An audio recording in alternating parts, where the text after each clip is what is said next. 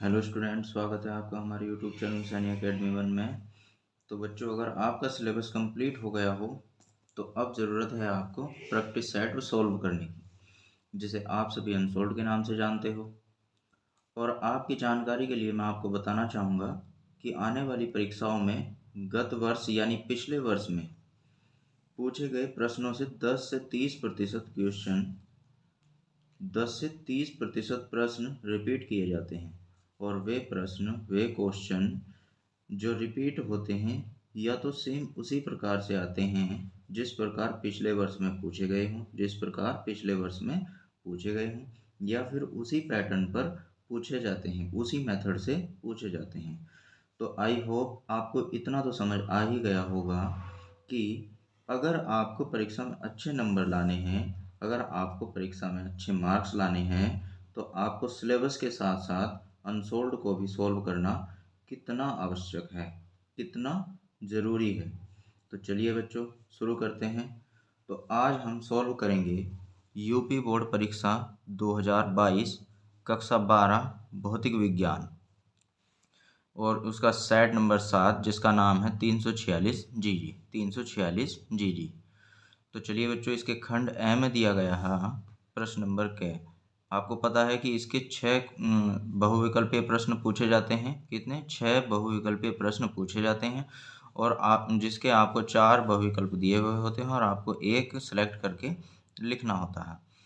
तो टेंशन बिल्कुल भी नहीं लेने का, और मज़े में पढ़ते हुए सॉल्व करते हुए जाएंगे। ठीक है, तो आइए करते हैं। तो सबसे पहले क्वेश्चन दिया है उसने, निर्वात की वैद्युतशीलता का मात्रक है। तो रटना आपको बिल्कुल भी नहीं है। आपने कूलाम का नियम पढ़ा होगा। कूलाम का नियम क्या होता है? तो कूलाम का नियम F बराबर होता है 1/4πε0 और Q1 Q2/R²। ये होता है, जहाँ पर 1/4π जो होता है वो कांस्टेंट होता है, और ε0 की उसने हम यूनिट पूछी है, मात्रक पूछा है। ठीक है, तो ε0 को अगर हम इधर ले जाएं और f को इधर ले आएँ तो यहाँ से हमारे पास फॉर्मूला आ जाएगा ε0 बराबर 1/4πf, ये आ जाएगा, और Q1 Q2/R²। तो मैं इतना तो जानता ही हूँ कि आपको इतना तो पता ही होगा कि जो Q1 होता है उसको हम कैसे डिनोट करते हैं? आवेश को ही तो Q से डिनोट करते हैं। तो यहाँ पर इस आवेश का मात्रक भी कितना होगा? कूलाम। इसका मात्रक भी कितना होगा? कूलाम। तो दोनों की मल्टीप्लाई करेंगे तो कितना आ जाएगा? कूलाम स्क्वायर अपॉन बल का मात्रक क्या होता है? न्यूटन। 4π कांस्टेंट, और कांस्टेंट का कोई मात्रक नहीं होता है, और r होती है हमारी दूरी, और दूरी का मात्रक होता है मीटर स्क्वायर। तो हम बोल सकते हैं coulomb square upon newton metre square. तो इसका हो जाएगा हमारा coulomb square upon newton metre square, इसका हो जाएगा सेकंड नंबर का। ठीक है, अब आइए और नीचे बढ़ते हैं। तो इस क्वेश्चन में उसने कहा कि नीचे दिए गए चित्र में ए और बी बिंदुओं के बीच तुल्य धारिता है। तो हमारा जो ए बिंदु है वो दिया हुआ है ये, और बी बिंदु है वो दिया हुआ है ये। क्लियर है? तो ए बिंदु और बी बिंदु दोनों के बीच तुल्य धारिता पूछी है उसने। तो देखो, अगर हम मतलब ये जब भी हम किसी परिपथ में तुल्य धारिता या तुल्य प्रतिरोध निकालते हैं तो हमें देखना होता है कि हम ए से बी पर कितने रास्तों के द्वारा पहुंच सकते हैं।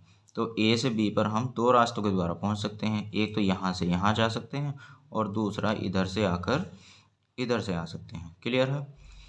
तो अगर हम ए से इधर की साइड चल रहे हैं तो हमको कितने संधारित्र श्रेणी क्रम में एक ही लाइन में दिखाई दे रहे हैं? इस वाली लाइन पर, यहाँ से इधर से बी बिंदु पर पहुँचने में हम 3 संधारित्र श्रेणी क्रम में दिखाई दे रहे हैं।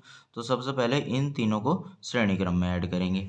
तो देखो, ये 3 संधारित्र हैं, 3 ओम के 3 संधारित्र हैं, तो इनके बीच तुल्य प्रतिरोध निकालें, तुल्य संधारित्र की धारिता निकालते हैं तो आ जाएगा 1/c बराबर 1/3 प्लस के 1/3 प्लस के 1/3। तीनों का एलसीएम हो जाएगा 3, और ऊपर आ जाएगा 1 + 1 + 1। तो जोड़कर कितना आ जाएगा? 3, और बटे में कितना? 3। 3 से 3 काटने पर कितना आ जाएगा? 1। इसका व्युत्क्रम करेंगे तो इसका भी व्युत्क्रम करेंगे तो कितना आ जाएगा? 1 माइक्रो फैरड। क्लियर है? तो ये निकली हमारी जो ये धारिता निकली हमारी, ये इस वाली लाइन की निकली, यहाँ से यहाँ तक वाली। अब ये और जो इसकी तुल्य धारिता आई, वे दोनों कौन से क्रम में हो गई? वे हो गई समांतर क्रम में। तो समांतर क्रम में धारिता को हम सीधे सीधे जोड़ देते हैं, तो ये आ जाएगा 1 और प्लस के, उसकी धारिता कितनी दी हुई है? 3। तो 3 और प्लस का 1 कितना हो जाएगा? ये हो जाएगा 4 माइक्रोफैरड। तो परिपथ की तुल्य धारिता कितनी आ गई? 4 माइक्रोफैरड। तो यहाँ पर हमें दिया हुआ है इसका तीसरा खंड, ये हो जाएगा 4 माइक्रोफैरड। आई होप आपको समझ में आ रहा होगा। तो चलिए नेक्स्ट क्वेश्चन पर चलते हैं। तो नेक्स्ट क्वेश्चन में उसने दिया हुआ है कि LCR श्रेणी परिपथ के लिए अनुनाद अवस्था में लगाए गए विभवांतर और धारा के बीच कलांतर है। देखो, सबसे पहली बात तो LCR परिपथ कैसा बनता है, मैं आपको बना के दिखा दूं। तो LCR परिपथ होता है जिसमें प्रतिरोध और संधारित्र और प्रेरकत्व तीनों जुड़े हुए हों। संधारित्र, प्रतिरोध और प्रेरकत्व यानी कि प्रेरक कुंडली, ये तीनों जुड़ी हुई हों तो वो होता है क्या? वो होता है संधारित्र। ठीक है, ये हमारा LCR परिपथ कहलाता है। LCR परिपथ में संधारित्र, प्रतिरोध और प्रेरकत्व तीनों होते हैं। ठीक है, तो उसने कहा कि इसमें अनुनाद अवस्था में, तो देखो भाई, अनुनाद अवस्था में XL जो होता है वो बराबर होता है किसके? XC के। XL किसके बराबर होता है? XC के। और हमने जो कलांतर है उसका फॉर्मूला पढ़ा है, tan phi बराबर होता है XL माइनस XC अपॉन में R। तो ये दोनों तो आपस में बराबर हो, तो जैसे ही हम XL की वैल्यू यहाँ पर XC रखेंगे तो XC माइनस XC अपॉन कितना आ जाएगा? R। और XC में से XC घटाएंगे तो कितना आएगा? 0 अपॉन R। तो यहाँ से सोल्व करने पर कितना आ जाएगा? 0। और 0 tan में किसकी वैल्यू होती है? 0 tan में 0 की ही वैल्यू होती है, तो यहाँ पर आ जाएगा tan 0। तो यहाँ से अगर हम फाई की वैल्यू निकालें तो फाई की वैल्यू आ जाएगी हमारी क्या? 0। फाई की वैल्यू क्या आ जाएगी? 0। तो देखो, ये हमारा हो जाएगा इसका फोर्थ, शून्य। ठीक है, तो आइए नेक्स्ट पर बढ़ते हैं। तो नेक्स्ट में दिया है न्यूनतम आवृत्ति की विद्युत चुंबकीय तरंग है। तो न्यूनतम आवृत्ति की विद्युत चुंबकीय तरंग कौन सी होती है? माइक्रो तरंगे। कौन सी होती है? माइक्रो तरंगे। और किसी प्रिज्म, नेक्स्ट क्वेश्चन में दिया है उसने, किसी प्रिज्म के प्रिज्म कोण और न्यूनतम विचलन कोण के मान क्या है? बराबर है। देखो, आपको पता है कि प्रिज्म कोण को किससे लिखते हैं हम? प्रिज्म कोण होता है हमारा ए। प्रिज्म कोण क्या होता है हमारा? ए। और न्यूनतम विचलन कोण क्या होता है? न्यूनतम विचलन कोण, उसको लिखते हैं हम डेल्टा एम से। तो ये उसने दोनों आपस में क्या दिए हैं? बराबर दिए हैं। तो हमसे पूछा उसने कि भाई प्रिज्म के पदार्थ का अपवर्तनांक होगा। तो अपवर्तनांक का आपने फॉर्मूला पढ़ा होगा, n बराबर होता है क्या? कि sine a plus delta m upon 2 और अपॉन में साइन a अपॉन 2। क्लियर है? अब देखो, साइन ए किसके बराबर है? डेल्टा एम के ही बराबर है। तो डेल्टा एम की जगह पे ये रख दो या ए की जगह पर डेल्टा एम रख दो। तो ए ऐसे ही रखा मैंने और डेल्टा एम की जगह पर क्या पुट कर दिया? ए पुट कर दिया अपॉन में 2 और अपॉन में आ गया साइन ए अपॉन 2। अब ए और ए जोड़कर दोनों कितने हो जाएंगे? 2a हो जाएंगे। तो ये आ जाएगा साइन 2a अपॉन में 2। क्लियर है? और अपॉन साइन ए अपॉन 2। अब यहाँ 2 से 2 कैंसिल हो गया तो कितना आ गया? ये आ गया n बराबर साइन ए अपॉन, यहाँ से ए बच गया ना, और अपॉन में आ जाएगा साइन ए अपॉन 2। अब देखो, आपने एक फॉर्मूला तो पढ़ा ही होगा कि साइन 2 थीटा बराबर होता है 2 साइन थीटा कोस थीटा। यानी कि जो भी यहाँ पर एंगल दिया होता है वो इधर आधा हो जाता है और साथ में 2 भी आ जाता है। तो अगर मैं यहाँ पर यही फॉर्मूला अप्लाई करूँ तो ये आ जाएगा 2 साइन, और जो भी जितना भी एंगल दिया हुआ है यहाँ पर उसका क्या हो जाएगा? आधा हो जाएगा a अपॉन 2 और कोस a अपॉन 2। देखो, यहाँ पर 2 थीटा था तो हमने थीटा थीटा लिया, तो यहाँ पर a है तो यहाँ पर a अपॉन 2 आ गया, और अपॉन में sine a upon 2। Sine a upon 2 से साइन a अपॉन 2 कैंसिल हो गया, तो ये हमारे पास बच गया 2 कोस a अपॉन 2। तो यही हमारा आंसर हो जाएगा। तो देखते हैं कौन सा है। तो ये हमारा दिया हुआ है 2 cos A/2 दूसरा वाला, तो हमारा दूसरा वाला आंसर हो गया। तो चलिए बच्चों नेक्स्ट पे पढ़ते हैं। तो इसमें कहा कि जर्मेनियम को पी टाइप अर्धचालक बनाने के लिए अपद्रव्य को मिलाया जाता है। तो इसमें आपका हो जाएगा एल्यूमिनियम, क्योंकि पी टाइप जो होता है तो पी टाइप में हम मिलाते हैं किसको, देखो एन टाइप होता है, एन टाइप में हम मिलाते हैं 5 वैलेंट यानी जिसकी जो संयोजकता होगी वो 5 होगी। तो अगर 5 संयोजकता को हम जर्मेनियम में या शुद्ध सिलिकॉन में मिला देते हैं तो वो एन टाइप सेमीकंडक्टर बन जाता है। और पी टाइप बनाने के लिए हमको शुद्ध जर्मेनियम में मिलाना होता है 3 संयोजकता वाला यानी 3 वैलेंट वाला। क्लियर। तो 3 वैलेंट जो होता है इसमें से जिसकी 3 संयोजकता होती है वो होता है एल्यूमिनियम। ठीक है, तो इसका एल्यूमिनियम हो जाएगा। तो आइए बढ़ते हैं नेक्स्ट। तो बच्चों खंड बै करते हैं। तो देखो इससे जो पहले 2 क्वेश्चन दिए हैं वो थ्योरी हैं, थ्योरेटिकल क्वेश्चन है, उनको आपको याद कर लेना है। तो आइए बढ़ते हैं हम क्वेश्चन नंबर ग की ओर, दूसरे का ग। इसमें कहा उसने दिए गए किसी पृष्ठ के लिए आपतित प्रकाश की आवृत्ति और निरोधी विभव का ढाल होगा, और v दिया हुआ है और न्यू दिया हुआ है, न्यू आवृत्ति। ठीक है, तो देखो आपने एक फॉर्मूला पढ़ा होगा गतिज ऊर्जा या फिर ऊर्जा का, जो होता है E के बराबर ई वी नोट। क्या होता है? E के बराबर ई वी नोट। ठीक है, अब आपने ये भी पढ़ा होगा कि E के क्या होता है, एच न्यू भी होता है, मतलब जो आपतित प्रकाश की ऊर्जा होती है वो कितनी होती है, एच न्यू। तुमने पढ़ा होगा प्लांक के क्वांटम सिद्धांत में कि जो ऊर्जा होती है वो छोटे छोटे बंडलों के रूप में चलती है, और जिसमें प्रत्येक की ऊर्जा कितनी होती है, एच न्यू होती है। तो बराबर यहाँ पर क्या आ जाएगा, ई वी नोट। तो अगर यहाँ से हम न्यू को इधर अपॉन में लेके जाएं और एच को इधर ई को इधर लेके आएँ तो ये हो जाएगा एच अपॉन ई बराबर we naught upon new.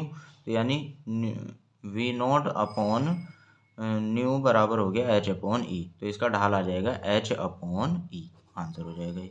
Clear. आइए नेक्स्ट करते हैं। तो देखो बच्चों भाई ये दिया है तीसरे का कै क्वेश्चन में उसने एक अनंत रेखीय आवेश 2 मीटर दूरी पर 4 × 10⁻⁻6 न्यूटन पर कूलाम का वैद्युत क्षेत्र उत्पन्न करता है।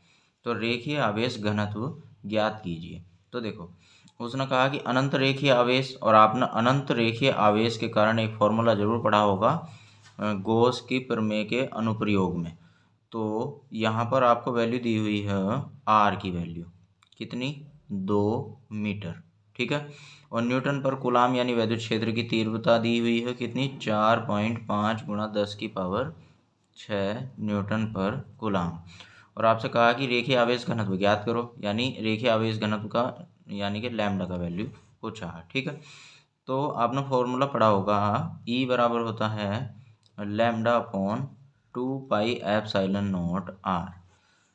ई बराबर लैम्डा अपॉन 2πε0 आर, ये फॉर्मूला होता है। तो देखो यहाँ से हमें लैम्डा की वैल्यू निकालनी है, तो इसकी सिंपली इधर गुणा हो जाएगी। तो यहाँ से आ जाएगा लैम्डा बराबर ई इंटू 2πε0 आर। क्लियर है। अब देखो 2πε0 अगर वैसे वैल्यू हम इसको सॉल्व करेंगे तो काफ़ी डिफिकल्ट निकलेगी। तो हम क्या कर लेते हैं, यहाँ पर इसको 2 से गुणा और 2 से भाग कर लेते हैं। तो जैसे ही 2 से भाग करेंगे और 2 से गुणा करेंगे तो यहाँ पर 2 गुणा में लिख देंगे इसकी और 2 को भाग में लिख देंगे, और ये वाला आर। क्लियर है। अब देखो ये 2 दूनी कितना हो जाएगा, 4। तो ये आ जाएगा ई इंटू 4πε0 और आर अपॉन में सबके ये वाला 2। क्लियर है। अब देखो आप सोच रहे होंगे हमने ऐसा क्यों करा, क्योंकि देखो आपने फॉर्मूला पढ़ा है कि 1/4πε0, इसकी वैल्यू जो होती है सॉल्व करने पर वो आती है 9 × 10⁻9। कितनी आती है बच्चों, 9 × 10⁻9। 1/4πε0 को सॉल्व करने पर क्या आता है, 9 × 10⁻9। ठीक है, तो अगर मैं यहाँ से इसका व्युत्क्रम कर दूँ तो ये 4πε0 ऊपर चला जाएगा और अपॉन में 1 आ जाएगा, और यहाँ से अगर इसका व्युत्क्रम करूँ तो ये ऊपर चला जाएगा, यहाँ से इसका अपॉन का 1 तो ऊपर चला जाएगा वो, तो ये आ जाएगा 1/9 × 10⁻9, यानी 4πε0 की वैल्यू आ गई 1/9 × 10⁻9। क्लियर है, क्लियर है सभी को। तो अब देखो ई की वैल्यू उसने हमें दी है कितनी, 4.5 गुणा 10 की पावर 6। ये वैल्यू उसने हमें दी है कितनी, 4.5 गुणा 10 की पावर 6। ठीक है, और 4 पाई एप्सिलॉन नॉट की वैल्यू अभी हमने निकाली कितनी, 1/9 गुणा 10 की पावर 9, और गुणा आर की वैल्यू कितनी है बच्चों, आर की वैल्यू हमने दे रखी है उसने कितनी, 2 मीटर, तो यहाँ पर रख देंगे कितनी, 2। और भाई अपॉन में 2 और था, तो यहाँ पर अपॉन में 2 रख दिया। यहाँ तक क्लियर है सभी को। अब देखो इस 2 से ये 2 कैंसिल हो गया, और यहाँ पॉइंट हटाएंगे तो यहाँ पर एक जीरो बढ़ जाएगी, 10 आ जाएगा। तो ये आया हमारे पास कितना, 45 गुणा 10 की पावर 6 बटे 9 की 10 से गुणा करने पाएगा, 90 गुणा 10 की पावर 9। क्लियर है। अब देखो 45 से 90 को काटेंगे, पूरा 2 बार कट जाएगा ये, तो कितना आया ये, 1/2, और गुणा 10 की पावर -9 को ऊपर ले जाएंगे तो ये हो जाएगा 10 की पावर 6 और माइनस का 9। तो 6 में से 9 घटाएंगे, क्योंकि प्लस की ऊपर जाकर कहेंगे हो गई माइनस की, तो 6 में से 9 घटाएंगे, कितना आ गया, 1 गुणा 10 की पावर -1/2 गुणा 10 की पावर -3। या इससे इसको भाग देंगे तो ये आ जाएगा 0.5 गुणा 10 की पावर -3। क्लियर है। और इसका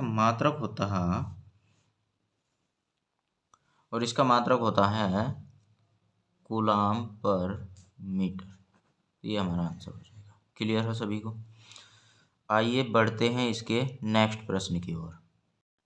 तो देखो भाई बच्चों, इसके ख क्वेश्चन दिया हुआ है, दिखाइए कि वैद्युत चुंबकीय विकिरण के तरंगदैर्घ्य इसके फोटोन के डी ब्रैगली तरंगदैर्घ्य के बराबर होती है। मतलब वैद्युत चुंबकीय विकिरण है, उसकी जो तरंगदैर्घ्य है वो इसके फोटोन के दे ब्रागली तरंगदैर्घ्य के बराबर होती है। ये हमको सिद्ध करके दिखाना है। तो चलिए इसको सिद्ध कर देते हैं। तो हमने फॉर्मूला पढ़ा है, अगर कोई वैद्युत चुंबकीय विकिरण हो, उसकी तरंगदैर्घ्य लैम्डा और आवृत्ति न्यू हो, तब यहाँ पर लिख देंगे, माना किसी वैद्युत चुंबकीय विकिरण की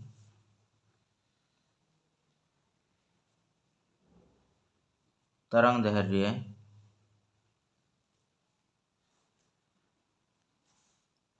लैम्डा तथा आवृत्ति न्यू है। क्लियर, ये हमने मान ली। तब देखो, तब लैम्डा बराबर क्या हो जाएगा, C/न्यू। क्या हो जाएगा, लैम्डा बराबर C/न्यू। ठीक है, इसको हमने इक्वेशन नंबर 1 डाल दिया। ठीक, अब देखो, अगर इसके विकिरण का फोटोन, मतलब जो इसका फोटोन हो, उसका अगर हम द्रव्यमान निकालो, गतिज द्रव्यमान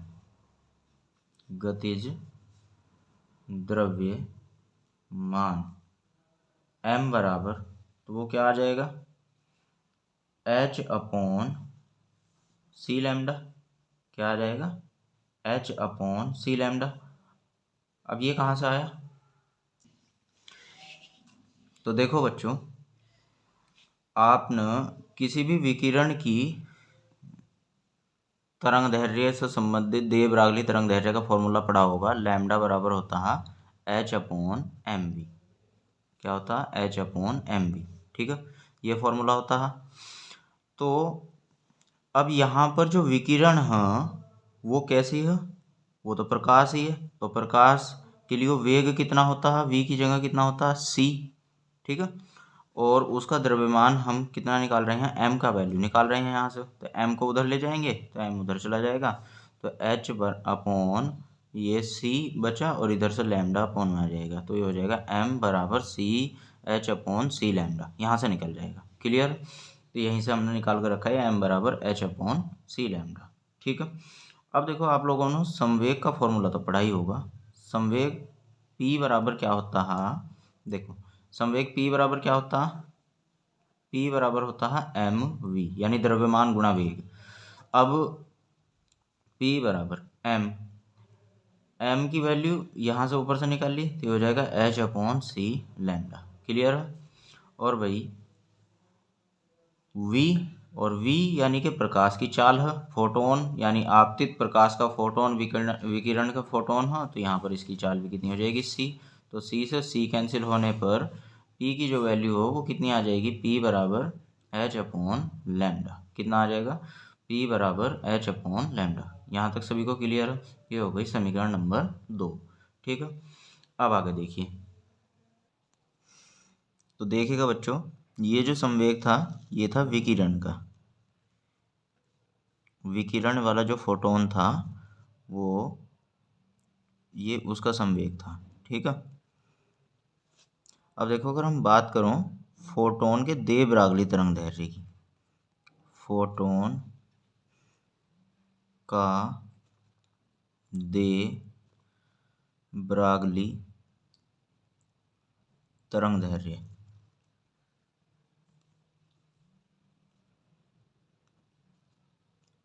लैम्डा डैश बराबर, तो देखो इसका फॉर्मूला क्या होता है, h/p। क्या होता है, h/p। और जहाँ p क्या होता है, संवेग, और p की हमने वैल्यू निकाल ली क्या, h/लैम्डा। तो यहाँ पर रख देंगे तो ये आ जाएगा हमारे पास लैम्डा डैश बराबर h/लैम्डा। h से h कैंसिल हो जाएगा, लैम्डा घूमकर ऊपर चला जाएगा, तो लैम्डा बराबर आ गया लैम्डा डैश। तो देखो हमने ये सिद्ध करके दिखा दिया। उसने हमसे ये तो सिद्ध करवाया था, उसने क्या सिद्ध करवाया था हमसे, उसने कहा था कि दिखाइए कि वैद्युत चुंबकीय विकिरण की जो तरंग दैर्ध्य है वो इसके फोटोन की डी ब्रागली तरंग दैर्ध्य के बराबर होती है। तो देखो जो ये लैम्डा डैश है, जो ये लैम्डा डैश आई है, ये क्या हुई, ये हुई फोटोन की डी ब्रागली तरंग दैर्ध्य। और जो लैम्डा है ये हमने माननी थी किसकी, जो वैद्युत चुंबकीय विकिरण है उसकी तरंग दैर्ध्य। तो दोनों बराबर आ गई, तो ये हमारा प्रूफ हो गया। ठीक है। आइए करते हैं नेक्स्ट क्वेश्चन। तो प्यारे बच्चों, इस क्वेश्चन में दिया गया है कि एक समतल विद्युत चुंबकीय तरंग में दोलनी चुंबकीय क्षेत्र निम्न में दिया गया है। बी वाई बराबर 8 × 10⁻⁻6 साइन 2 × 10⁻11t प्लस के 300 पाई एक्स टेस्ला। तो गणना करनी है हम विद्युत चुंबकीय तरंग की तरंग दैर्ध्य, और दूसरे दोलनी चुंबकीय क्षेत्र का आयाम, तीसरा दोलनी वैद्युत क्षेत्र का आयाम। तो देखो उसने हमें दोलनी चुंबकीय क्षेत्र का समीकरण दे रखा है, तो सॉल्व करते हैं इसको। देखो सॉल्यूशन, उसने हमें समीकरण दे रखा बी वाई बराबर 8 × 10⁻⁻6 साइन 2 × 10⁻11t प्लस के 300 पाई एक्स टेस्ला। ठीक है। अब हमने इसकी जनरल इक्वेशन पढ़ी है, बी वाई बराबर होती है b0 sine omega T plus के एक्स, ये होती है इसकी जनरल इक्वेशन। तो इन दोनों की आपस में तुलना करेंगे, तो यहाँ से तुलना करने पर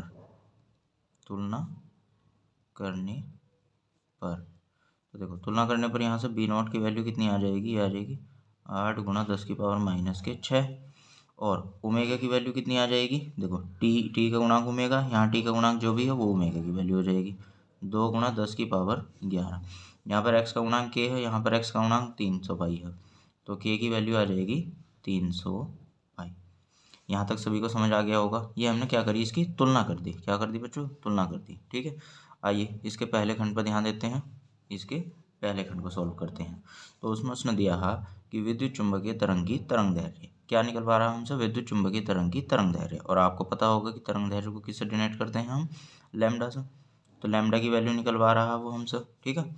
तो देखो हमने एक फॉर्मूला पढ़ा है, के बराबर होता है 2π/लैम्डा। क्या होता है, के बराबर 2π/लैम्डा। तो हमें यहाँ पर लैम्डा की वैल्यू निकालनी है। तो देखो लैम्डा बराबर आ जाएगा 2π/k। क्या आ जाएगा बच्चों, लैम्डा इधर चला जाएगा और के अपॉन में आ जाएगा, और कर सकते हैं हम इसको ऐसा। अब देखो 2π/k की वैल्यू कितनी है 300 और पाई, यहाँ से पाई कैंसिल होगी और 2 से काटेंगे 1, 2 से काटेंगे तो कितना आ जाएगा 150। तो ये आ गया हमारे पास 1/150, 1/150। ठीक है, इतना आ गया। तो देखो भाई ये मिल गया हमें 1/150। अब ये जो ये आया मीटर, ठीक है। अब देखो इसको किस तरीके से सॉल्व करते हैं। तो यहाँ से हमारे पास आ जाएगा लैम्डा बराबर 1/150। ठीक है। अब देखो मैंने क्या काम करा, यहाँ पर 1 2 3 3 जीरो बढ़ा दी, तो गुणा में पावर भी 10 की 3 कर दी माइनस की। ठीक है, 3 माइनस की पावर से 3 प्लस की पावर कैंसिल हो जाएगी, एक ही बच जाएगा। अब यहाँ मैंने ऐसा इसलिए करा क्योंकि 0 से तो 0 कट जाएगी और 100 को हम 15 से डिवाइड कर सकते हैं। तो डिवाइड कैसे करेंगे, देखो 5 से काटेंगे, 5 दिया 15 और 5 से काटेंगे 20 पंजे 100। तो देखो यहाँ से हमारे पास लैम्डा कितना आ गया 20/3 और गुणा 10 की पावर माइनस के 3। क्लियर है। अब 3 से इसको भाग देंगे तो कितना आ जाएगा 3 छंग 18, पॉइंट लगा देंगे, 0 बढ़ा दिया, कितना हो गया 20, 3 छंग 18, 3 छंग 18 ऐसे ही आता चला जाएगा। तो ये आ जाएगा। क्लियर, गुणा 10 की पावर माइनस के 3। अब 3 माइनस की पावर का मतलब ये पॉइंट जो हो 3 नंबर इधर जाना है, लेकिन इधर तो एक ही नंबर है, तो इसको इधर पहुंचाने के लिए 2 जीरो लगा देंगे। क्या कर देंगे 2 जीरो लगा देंगे। पहले तो जीरो बढ़ा सकते हैं ना हम, तो यहाँ से हमारे पास लैम्डा बराबर आ जाएगा 0.006667 मीटर। अब देखो पॉइंट से पहले जीरो लगा कर लिखना होता है, इसलिए हमने जीरो लगा दिया यहाँ पर, तो ये आंसर हो गया हमारा। क्लियर, ये हमारा लैम्डा निकल गया। तो ये आंसर आया हमारा पहले पॉइंट का। किसका, पहले पॉइंट का। ठीक है, अब हम सॉल्व करते हैं इसका दूसरा पॉइंट। तो भाई दूसरे खंड में उसने कहा दोलनी चुंबकीय क्षेत्र का क्या निकालना है आयाम। दोलनी चुंबकीय क्षेत्र का क्या निकालना हमको आयाम। तो देखो दोलनी चुंबकीय क्षेत्र का आयाम को हम लिखते हैं सेकंड पॉइंट में, यानी कि आयाम को हम लिखते हैं चुंबकीय क्षेत्र के आयाम को हम लिखते हैं बी नोट से। किसे लिखते हैं, बी नोट से। बी नोट की वैल्यू पूछी है उसने। क्लियर। तो देखो जैसे ही हमने तुलना करी थी, तो जब हमने यहाँ पर तुलना की थी तो बी नोट की वैल्यू आई थी हमारी कितनी, ये 8 गुना 10 की पावर माइनस 6। तो ये आ गया 8 गुना 10 की पावर माइनस 6 और मात्रक हो जाएगा इसका टेस्ला। तो ये तो सिंपल यहीं पर आंसर निकल गया।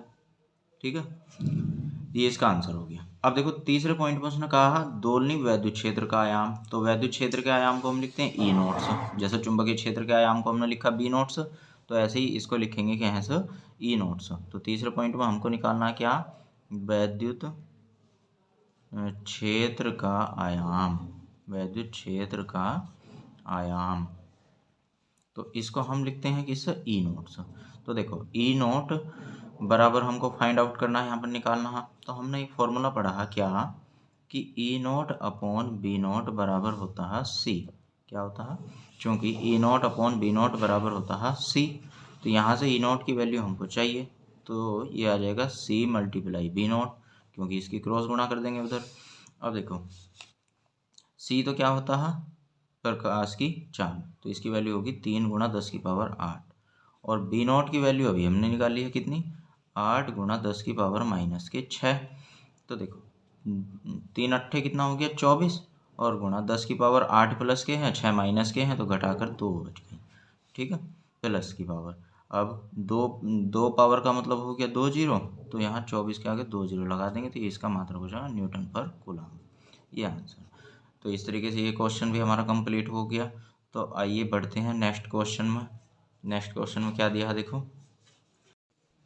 तो इस क्वेश्चन में दिया हुआ है हमें एक ट्रांसफार्मर की प्राथमिक कुंडली से कितनी धारा ली जाती है जो 220 ओम प्रतिरोध के एक मशीन को चलाने के लिए 220 वोल्ट को 22 वोल्ट में परिवर्तित करता है।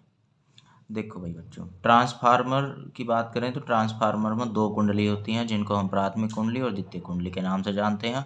और प्राथमिक कुंडली वो होती है जिस धारा को हमको कन्वर्ट करना होता है, उस धारा को हम प्राथमिक कुंडली से जोड़ते हैं, और जो धारा हमको प्राप्त करनी होती है उससे हम द्वितीय कुंडली को जोड़ते हैं।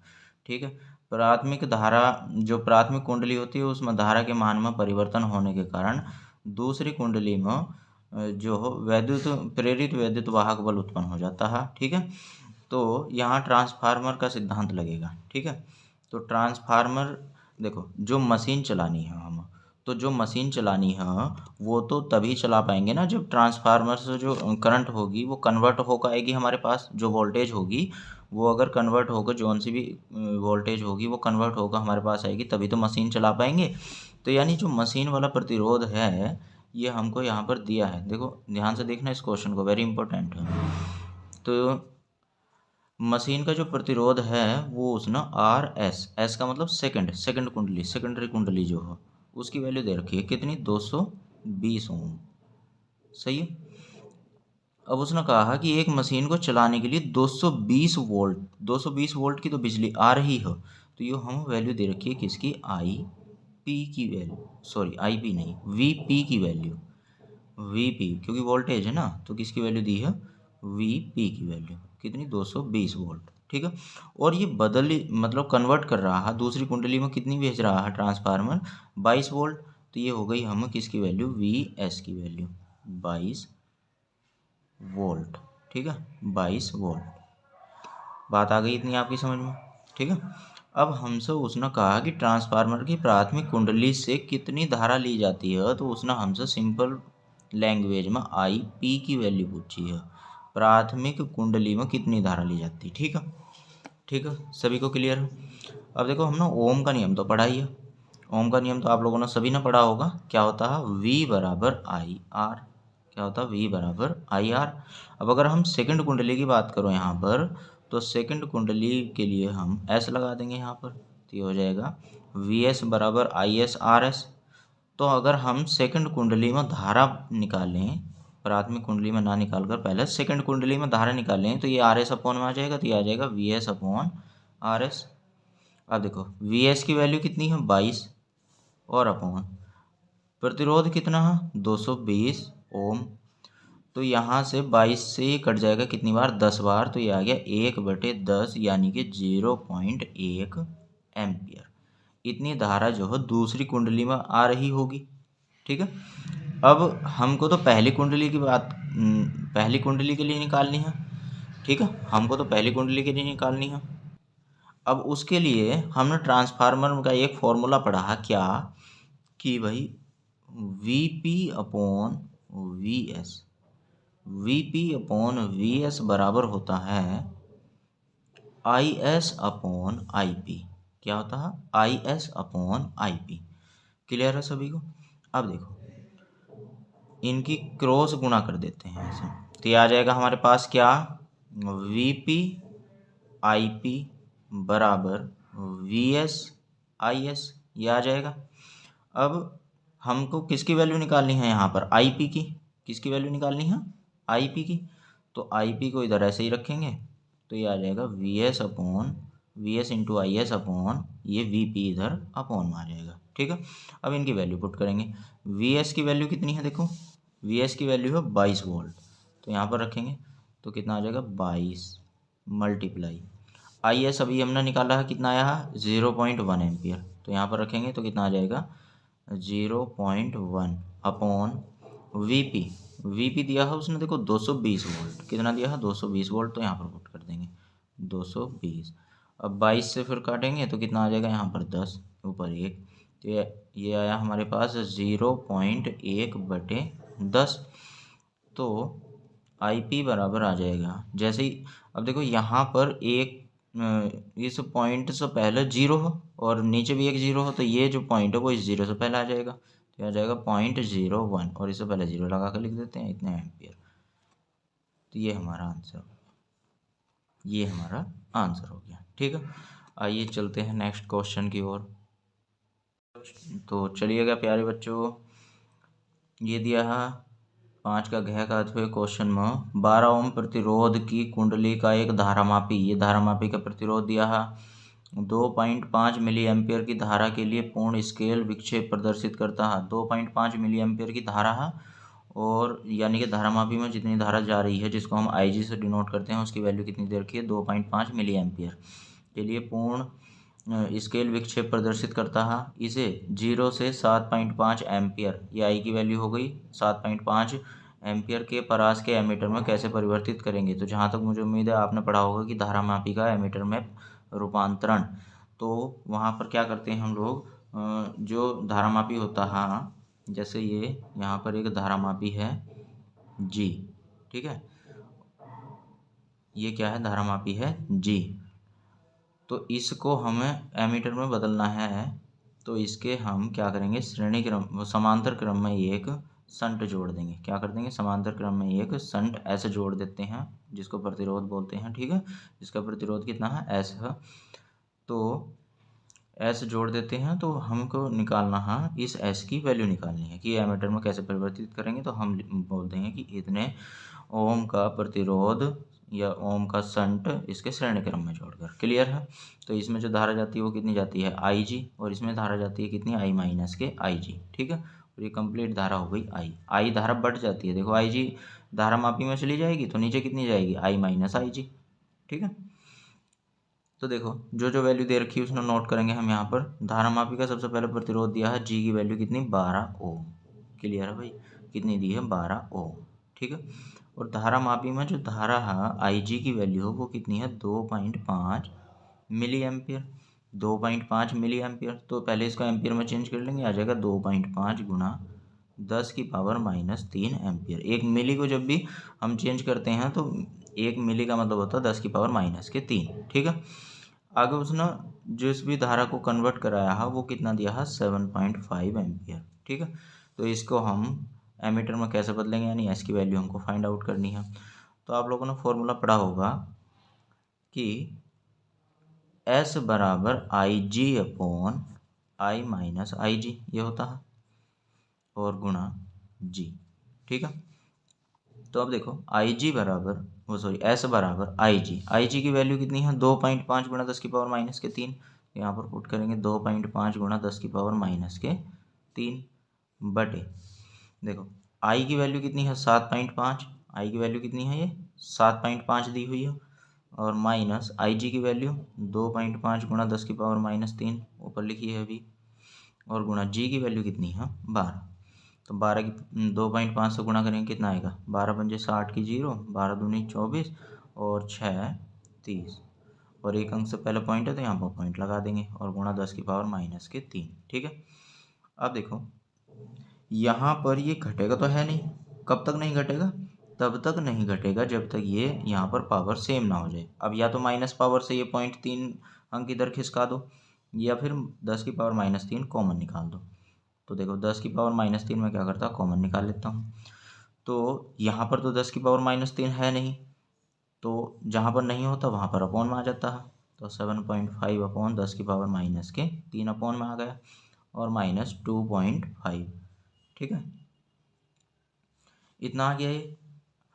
अब 10⁻³ से 10⁻³ कैंसिल हो गया, तो ये हमारे पास s बराबर आ गया 30 अपॉन, अब ये 7.5 है, और ये 10⁻³ ऊपर जाएगी प्लस की हो जाएगी 10⁻³ और माइनस 2.5, ठीक है, बराबर 30 बटे 3 जीरो से, देखो एक जीरो के बाद पॉइंट के बाद में एक नंबर है तो एक जीरो तो ये कैंसिल हो जाएगी, और 2 जीरो आ जाएगी, तो ये आ जाएगा 7500 और माइनस के 2.5, ठीक है। देखो एक ये पॉइंट दिया, पॉइंट के बाद में एक नंबर है तो यहाँ से पॉइंट हट जाएगा, एक नंबर हट जाए, एक पावर हट जाएगी तो 2 पावर बचेंगी, 2 पावर की 2 जीरो आ गई, और माइनस के 2.5। अब यहाँ से इसमें घटा देंगे, तो घटाने पर कितना आएगा, एस अपॉन, घटाने पर देखो कितना आएगा 0.5, और 9 में से 2 घटाएंगे तो कितना बचेगा 7, 9 4 7, इतना बच जाएगा। क्लियर है सभी को। यहाँ से पॉइंट हटा दो, ऊपर 0 बढ़ा दो, ठीक है। तो 5 से कट जाएगा ये, या फिर भाग देकर लिख दो। तो भाग देकर इसको मैं तो डायरेक्ट लिख रहा हूँ, कितना आएगा, तो प्यारे बच्चों भाग देने पर ये आ जाएगा 0.004 एम्पियर, ठीक है। अब देखो पॉइंट के बाद में कितने नंबर है, 1 2 3, तो मैं इसको ऐसे लिख सकता हूँ, सॉरी 4 गुणा 10⁻³ एम्पियर। अब आपको तो पता है कि 10⁻³ का मतलब होता है मिली, तो यहाँ से एस बराबर आ जाएगा 4 मिली एम्पियर, ठीक है। तो ये एस की वैल्यू होगी, यानी इतने ओम का, सॉरी एम्पियर नहीं, ओम, तो इतने मिली ओम का ये प्रतिरोध अगर हम श्रेणी क्रम में जोड़ देंगे तो 7.5 का जो है एमीटर में रूपांतरण हो जाएगा। ठीक है, आई होप सबको समझ में आ गया होगा। तो आइए करते हैं नेक्स्ट क्वेश्चन। तो चलिएगा बच्चों, अब हम करते हैं क्वेश्चन नंबर 6 का अथवा, और इसमें उसने प्रत्येक प्रतिरोध में बहने वाली जो धारा है उसकी वैल्यू निकलवाई है, यानी हमसे I1 की वैल्यू, I2 की वैल्यू और I3 की वैल्यू तीनों की वैल्यू पूछी है उसने। तो इससे पहले मैं आपको बताना चाहूँगा कि जो 6 का क्वेश्चन नंबर 6 है और वो दिया हुआ है समांतर प्लेट संधारित्र के लिए हमें धारिता का व्यंजक निकालना है, और जबकि उसकी प्लेटों के बीच जो है आंशिक परावैद्युत पदार्थ जो है भरा हुआ है। तो वो कैसे निकालेंगे हम, देखो। तो उसके लिए आपको घबराने की ज़रूरत नहीं है, क्योंकि उसके लिए मैंने जो है वीडियो बना दी है और जिसका लिंक जो है डिस्क्रिप्शन में दिया हुआ है। आप उस लिंक पर क्लिक करते ही आपके सामने एक प्लेलिस्ट आएगी, और प्लेलिस्ट में आप समांतर प्लेट संधारित्र वाली उस पर जाकर, वीडियो पर जाकर क्लिक करके वो वीडियो देख सकते हैं। वहाँ पर मैंने वो प्रॉपर बहुत अच्छे तरीके से समझाई है, तो आप वहाँ पर जाकर उसको कवर कर सकते हैं। ठीक है, वहाँ पर जाकर आप उसको कवर कर सकते हो। ठीक है, तो आइए इस क्वेश्चन को करते हैं। तो देखो, ये क्वेश्चन जो है एक बंद लूप है। ये क्या है? बंद लूप। A, B, C और D ये दिया हुआ है, ये परिपथ दिया हुआ है। तो इसमें देखो हमें कितने लूप दिखाई दे रहे हैं? 2 लूप दिखाई दे रहे हैं, A, D, C, A और A, B, C, A। 2 loop हैं, एक तो A, D, C, A और एक A, B, C, A। ठीक है, तो हम इन दोनों लूप में क्या करेंगे? किरचॉफ का नियम लगाएंगे। क्या करेंगे? किरचॉफ का नियम लगाएंगे। तो देखो लिखेंगे बंद loop A, D, C, A। अब देखो हम इधर को ही क्यों चल रहे हैं? A, D, C, A ऐसे ही क्यों चल रहे हैं? ऐसे क्यों नहीं चल रहे हैं? तो देखो ऐसे इसलिए नहीं चल रहे हैं क्योंकि जो वैद्युत वाहक बल का बड़ा वाला टर्मिनल है वो प्लस का होता है, और धारा हमेशा प्लस वाले टर्मिनल से माइनस वाले टर्मिनल की ओर बहती है। ठीक है, तो इसलिए हम इधर की साइड से चलेंगे। ठीक है, तो बंद loop A, D, C, A में किरचॉफ के लूप नियम से, किरचॉफ के लूप नियम से, किरचॉफ के लूप नियम से। तो आपने किरचॉफ का लूप नियम तो पढ़ा ही होगा, जो क्या होता है? समीशन E बराबर समीशन IR। क्या होता है? समीशन E बराबर समीशन IR। ये होता है किरचॉफ का लूप नियम, यानी जितने भी विद्युत वाहक बल होते हैं उनका जोड़ इधर आ जाता है, E1 plus E2 plus dot dot dot, और जितने भी धारा और प्रतिरोधों का गुणनफल होता है वो इधर आ जाता है, I1 R1 प्लस के I2 R2 ऐसे, और प्लस के डॉट डॉट डॉट। ये होता है किरचॉफ का क्या? लूप नियम, यानी दूसरा नियम। ठीक है, तो इसमें एक ही इस जो ये लूप लिखा हमने ADCA, इसमें एक ही विद्युत वाहक बल है, क्या? E2, और वो भी कितना दिया हुआ है? 1 वोल्ट। तो इधर 1 आ जाएगा बराबर, इधर I2 धारा इसमें बह रही है तो यहाँ पर आ जाएगा I2, और R2 की वैल्यू कितनी, R की वैल्यू कितनी है यहाँ पर? 1, तो 1 I2 गुणा कितना आ जाएगा? 1 प्लस। अब देखो यहाँ पर धारा इधर को ही बह रही है। ठीक है, इस वाली भुजा में जो है धारा वो जिधर हम जा रहे हैं उस ही साइड को प्रवाहित हो रही है, तो इसलिए हम प्लस कर रहे हैं। अगर ये तीर का निशान जो हो इधर की साइड को होता तो हम क्या करते हैं? इसको माइनस का लेते हैं। फिर क्या करते हैं? माइनस का लेते हैं। तो यहाँ पर I3 धारा कौन से ओम, कितने ओम में बह रही है? 3 ओम के प्रतिरोध में, तो यहाँ पर आ जाएगा 2 ओम के प्रतिरोध में, तो यहाँ पर आ जाएगा 2 I3 मल्टीप्लाई 2। यहाँ तक सभी को क्लियर है? अब ज़रा ध्यान से देखो इधर, यहाँ पर I2 जा रही है तो यहाँ तक गई, और फिर उधर से I1 धारा आ रही है, तो ये दोनों धारा मिलकर I1 और I2 मिलकर ही तो इस भुजा में जा रही है। तो इसका मतलब जो I3 होगा वो I1 प्लस I2 के बराबर हो जाएगा। जो I3 होगा वो I1 प्लस I2 के बराबर हो जाएगा या नहीं? देखो जो ये धारा है इधर से I2 जा रही है, उधर से I1 आ रही है, फिर दोनों मिलकर इधर जा रही हैं, तो I3 किसके बराबर हो जाएगा? I1 प्लस I2 के। तो यहाँ I3 की जगह पर हम क्या करेंगे? I1 प्लस के I2 पुट कर देंगे। तो यहाँ से हमारे पास आ जाएगा 1 बराबर I2 प्लस के, I3 की जगह रख देंगे I1 प्लस के I2 और मल्टीप्लाई बाई 2 के अंदर मल्टीप्लाई करने पर कितना आएगा? तो ये आ जाएगा हमारे पास 1 बराबर I2 प्लस के 2 के अंदर मल्टीप्लाई करेंगे 2 I1 और प्लस के 2 I2। अब इनको जोड़ेंगे तो ये कितना आ जाएगा, 2i2 और 1i2 कितना हो जाएगा, 3i2। तो 2i2 1i2 जोड़कर कितना हो गया, 3i2। तो यहाँ पर आ जाएगा हमारे पास 2i1 ये वाला और प्लस के 3i2, ठीक है, और बराबर कितना आ जाएगा 1। ठीक है, इसको हमने इक्वेशन नंबर 1 डाल दी। ठीक, अब देखो अब लिखेंगे बंद लूप, बंद लूप, और जो हमारा नेक्स्ट वाला लूप था, तो हमारा नेक्स्ट वाला लूप क्या था बच्चों, देखो ये था हमारे पास ए बी सी ए, क्योंकि प्लस टर्मिनल इधर है तो इस साइड को ही लेंगे फिर ऐसे। ठीक है, तो ए बी सी ए, तो बंद लूप ए बी सी ए, बंद लूप ए बी सी ए में, और इसमें भी लिखेंगे किरचॉफ के लूप नियम से, किरचॉफ के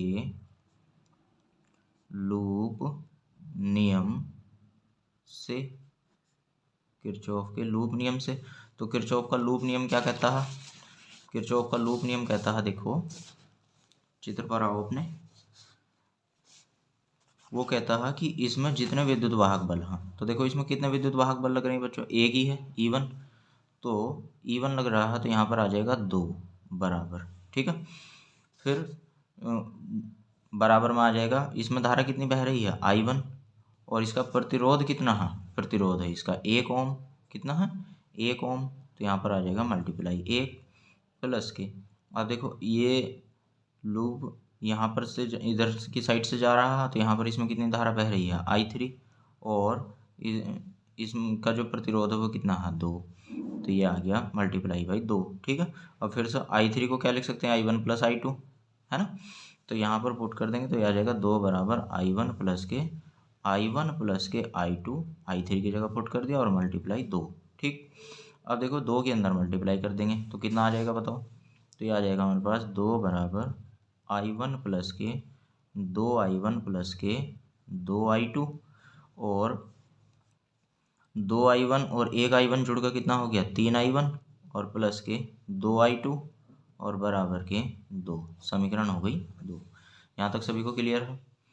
अब हमको दो इक्वेशन दी हुई हैं, दो वेरिएबल दिए हुए हैं, दोनों को सॉल्व करेंगे और यहाँ से I1 और I2 की वैल्यू निकाल देंगे। ठीक है, तो देखो यहाँ पर I2 का गुणांक कितना है 2, यहाँ पर I2 का गुणांक कितना है 3, तो बराबर करने के लिए दोनों का एलसीएम कितना आएगा 2 तिया 6। अब 3 के पहाड़े में 6 2 बार आता है तो इस समीकरण को 2 से गुणा, और 2 के पहाड़े में 6 3 बार आता है तो इस समीकरण को 3 से गुणा। ठीक है, क्या करना है, दोनों का एलसीएम लेना है और एलसीएम देख लेना है कि कितने बार आएगा इनके पहाड़े में। ठीक है, तो यहाँ पर इसके पहाड़े में 2 बार आएगा 6, और यहाँ से इसके पहाड़े में 3 बार आएगा। ठीक है, तो इस समीकरण को 2 से गुणा करेंगे तो कितना आएगा 2 दूनी 4I1 और प्लस के 2 तिया 6I2 बराबर 2 एकन 2। क्लियर है।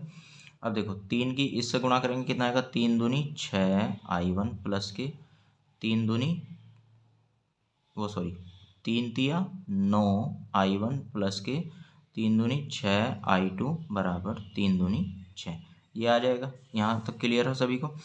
अब देखो ये भी प्लस का दोनों एक जैसे हैं तो घटाने पर कैंसिल आउट हो जाएंगे, घटाने पर क्या हो जाएंगे, दोनों कट जाएंगे, माइनस माइनस चिन्ह बदल जाएंगे यहाँ पर, तो ये कैंसिल हो गए। तो यहाँ से 4I1 में से 9I1 घटाएंगे तो माइनस के 5I1 बचेगा, और बराबर 2 में से 4 घटाएंगे तो कितना बचेगा 6, माइनस से यहाँ माइनस कैंसिल हो गया, तो I1 बराबर आ गया 4/5 एम्पियर।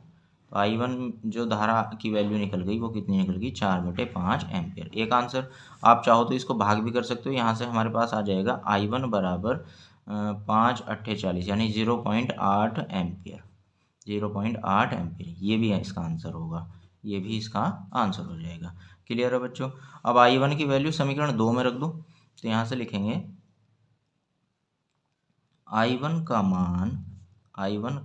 मान समीकरण 2 में रखने पर,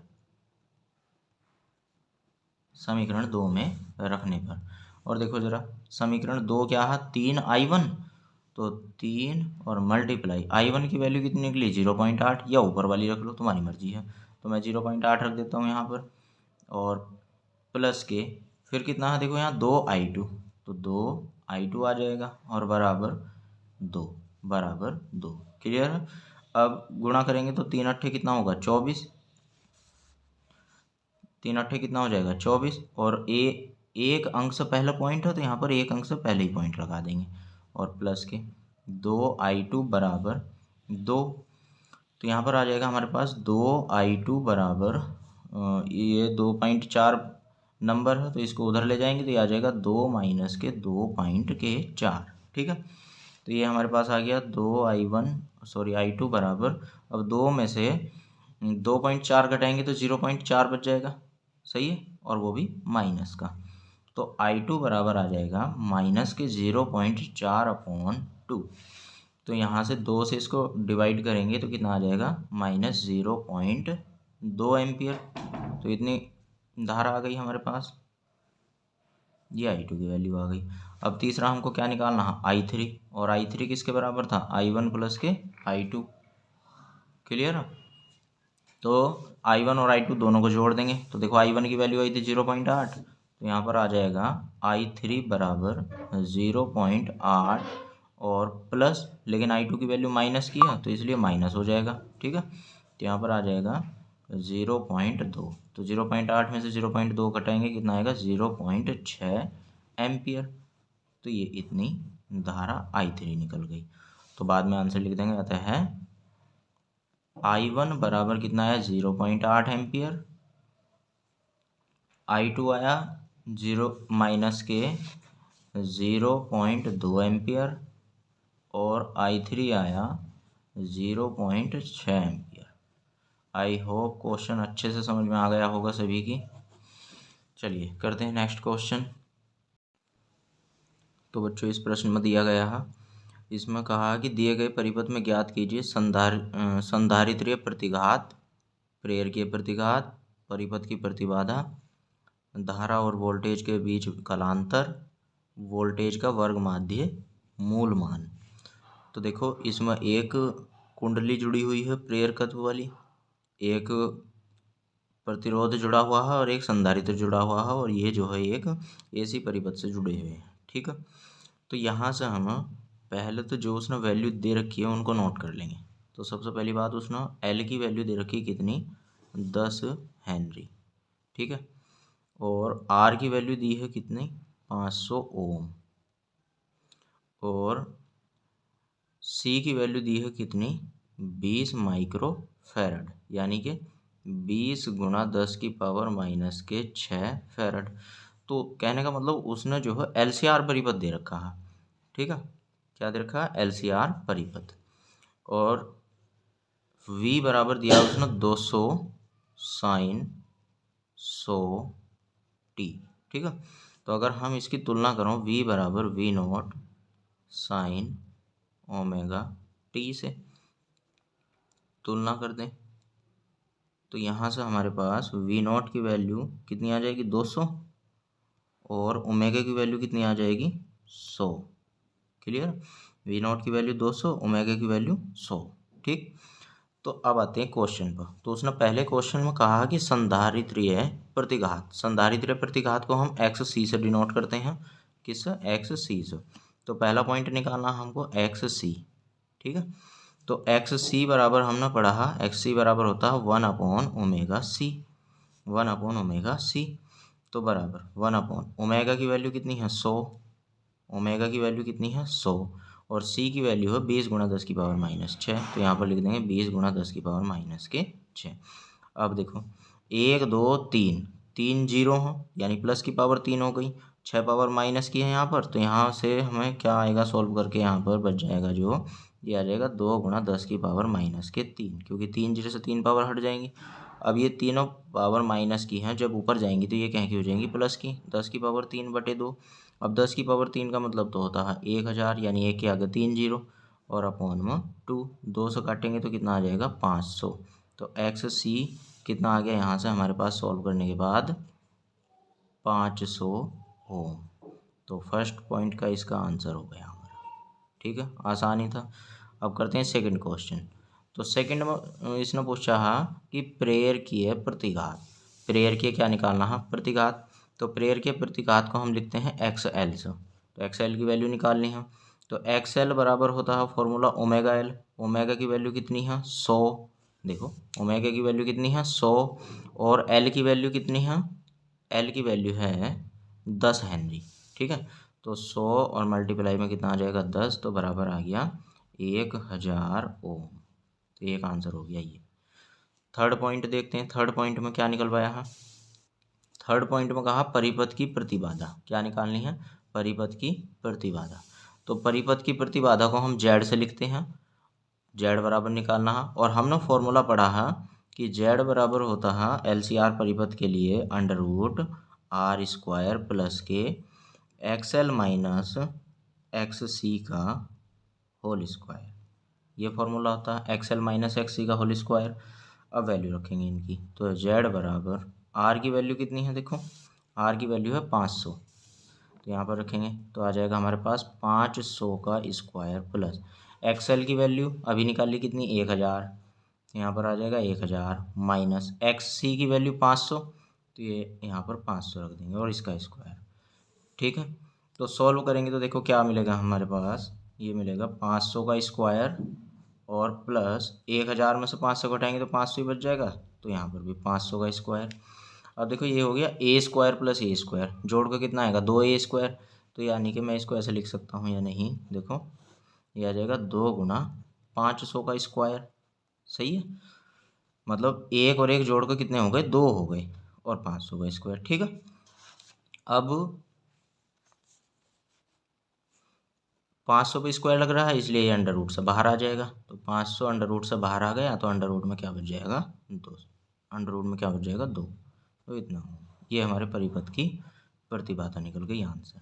ठीक है, नेक्स्ट 4 पॉइंट में उसने हमसे पूछा है क्या, धारा और वोल्टेज के बीच कलांतर। क्या पूछा बच्चों, धारा और वोल्टेज के बीच कलांतर। ठीक है, तो देखो हमको पता है कलांतर को हम किससे डिनोट करते हैं, फाई से, यानी फाई की वैल्यू निकलवा रहा है हमसे। तो हमने फॉर्मूला पढ़ा है tan फाई बराबर होता है X L minus X C upon R, X L minus X C upon R. तो एक्स एल की वैल्यू कितनी है 1000, ये रही एक्स एल की वैल्यू कितनी है 1000। तो यहाँ पर 1000 पुट कर देंगे तो क्या आ जाएगा 1000 माइनस एक्स सी की वैल्यू 500, तो यहाँ पर रख देंगे कितना 500। ठीक है, तो ये आ जाएगा 1000 माइनस 500 अपॉन आर की वैल्यू भी कितनी है 500। ठीक है, तो 1000 में से 500 घटाएंगे कितना बचेगा 500 और बटे में 500, तो 500 से 500 काट कर कितना आएगा 1, और tan फाई बराबर यहाँ से कितना आ जाएगा 1। तो 1 की वैल्यू किस में होती है tan 45 की वैल्यू होती है tan में। तो यहाँ से अगर हम tan हटा दें तो फाई कितना मिल जाएगा हमें, फाई मिल जाएगा 45 डिग्री। कितना मिल जाएगा बच्चों 45 डिग्री। और ये हमारा 4th पॉइंट का आंसर हो गया। और 5वें में उसने पूछा हमसे वोल्टेज का वर्ग माध्य मूल मान, वोल्टेज का वर्ग माध्य मूल मान। तो देखो ये 5वां पॉइंट है हमारा।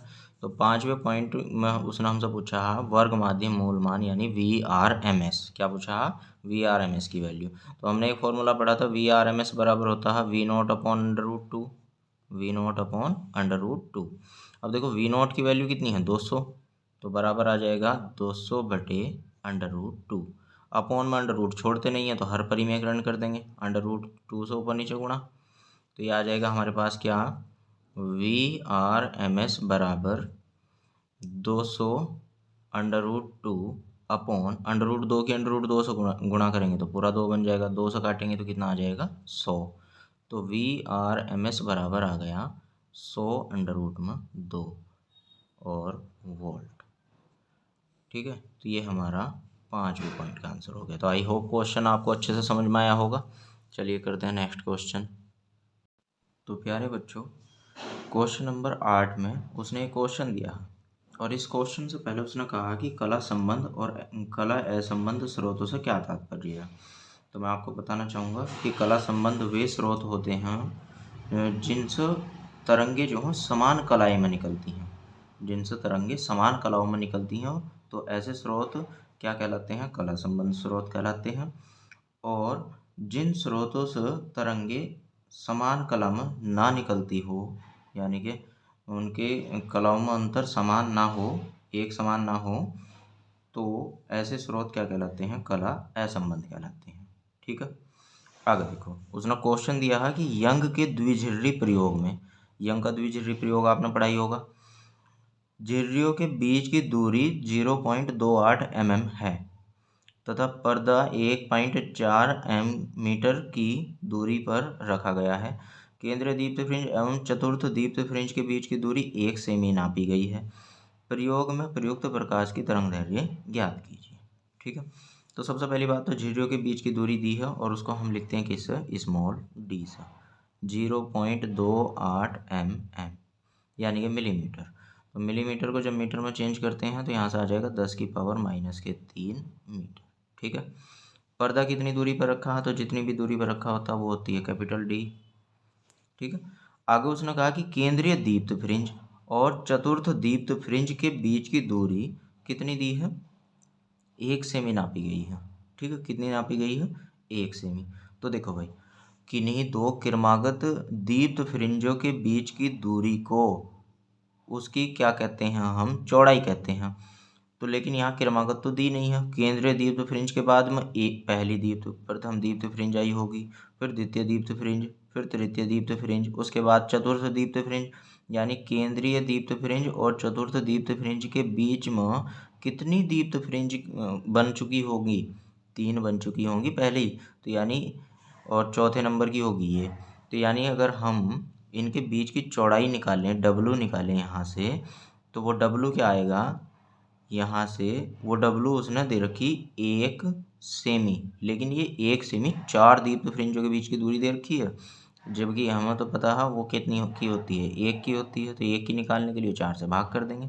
ठीक है, जब 4 दीप्त फ्रिंजों की दूरी 1 सेंटीमीटर नापी गई है तो एक दीप्त फ्रिंज की कितनी रही होगी? 1/4, 4 से भाग कर देंगे। ठीक है, अब ये क्या हो गई? चौड़ाई हो गई। ठीक है, एक दीप्त फ्रिंज की चौड़ाई। ठीक, अब अगर प्रयुक्त प्रकाश की तरंगदैर्घ्य लैम्डा हो तो हमने फॉर्मूला पढ़ा, डब्ल्यू बराबर होता है D lambda upon D, D lambda upon D, और बराबर।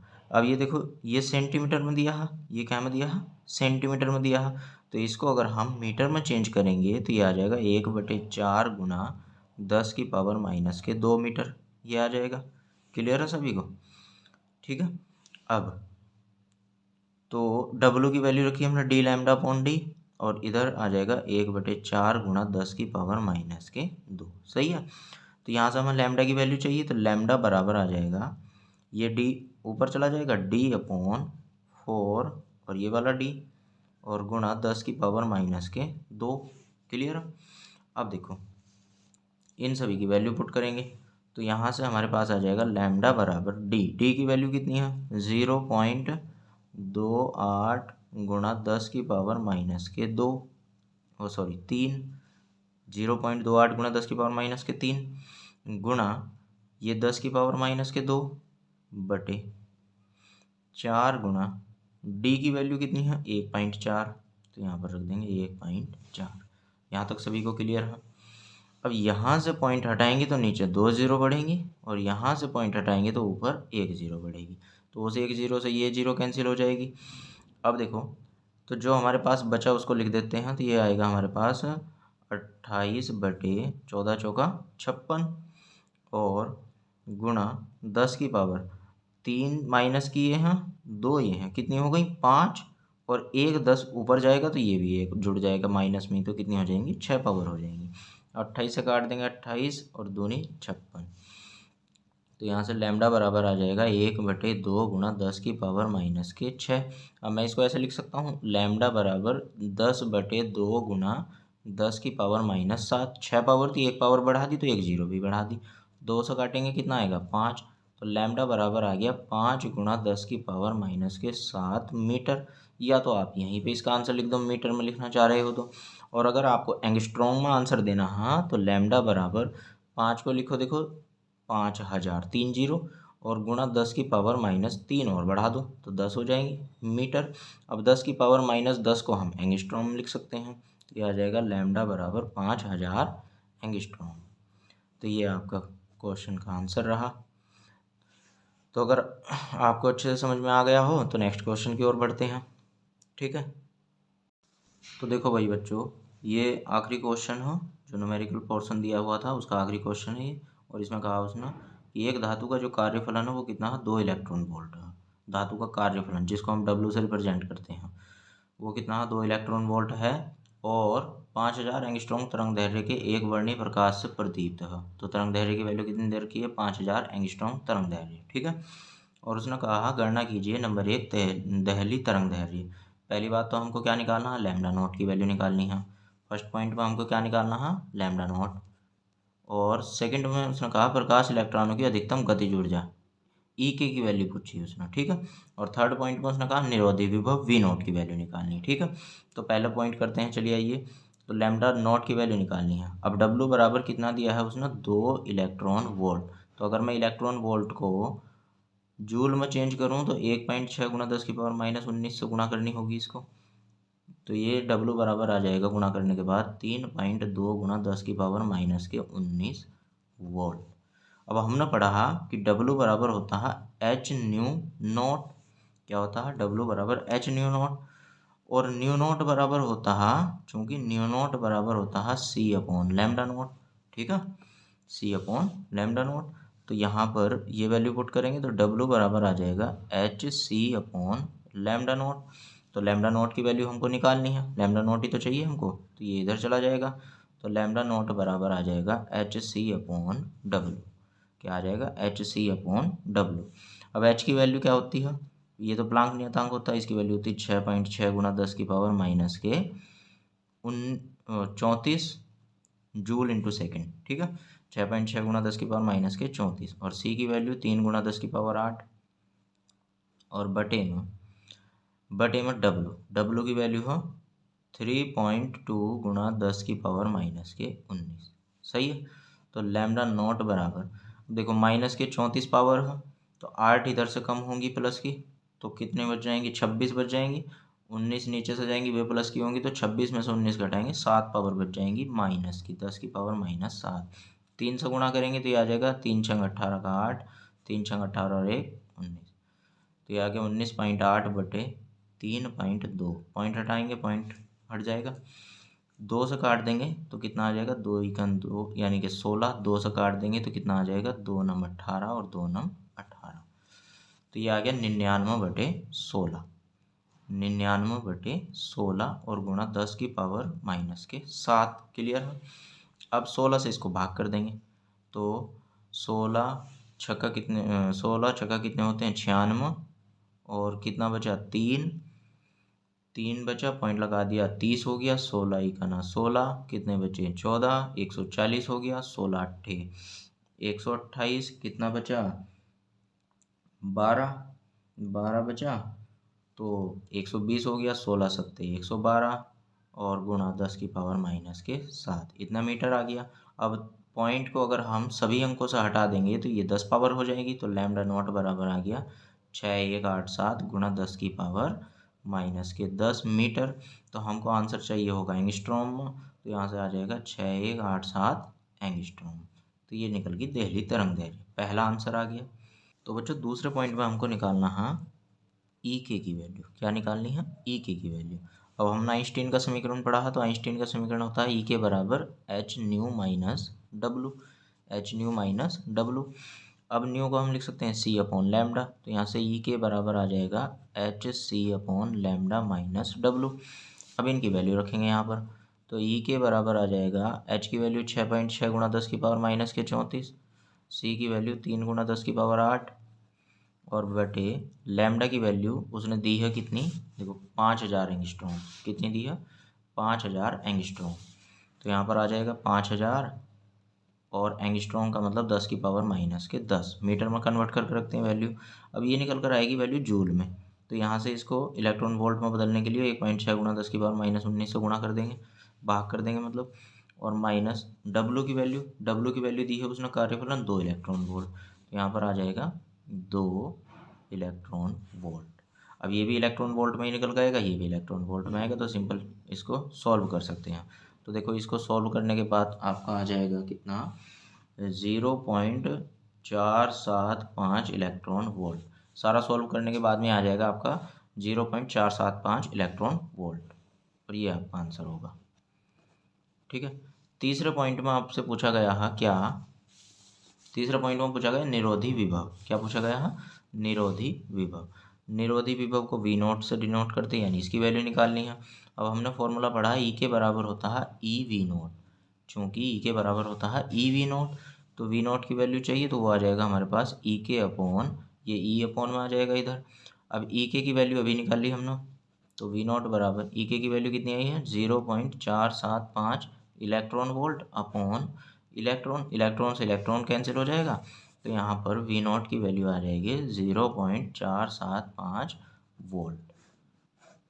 ठीक है, ये हमारा बेस्ट आंसर हो गया। तो इसी के साथ हमारा ये सेट के न्यूमेरिकल पोर्शन भी खत्म हुए। और जो थियोरेटिकल पोर्शन है, अगर आप चाहते हैं कि मैं उनके ऊपर भी वीडियो बनाऊं तो कमेंट करके हमें ज़रूर बताएं। और अगर आपको वीडियो पसंद आई हो तो वीडियो को लाइक करें, शेयर करें और कमेंट करके ज़रूर बताएं।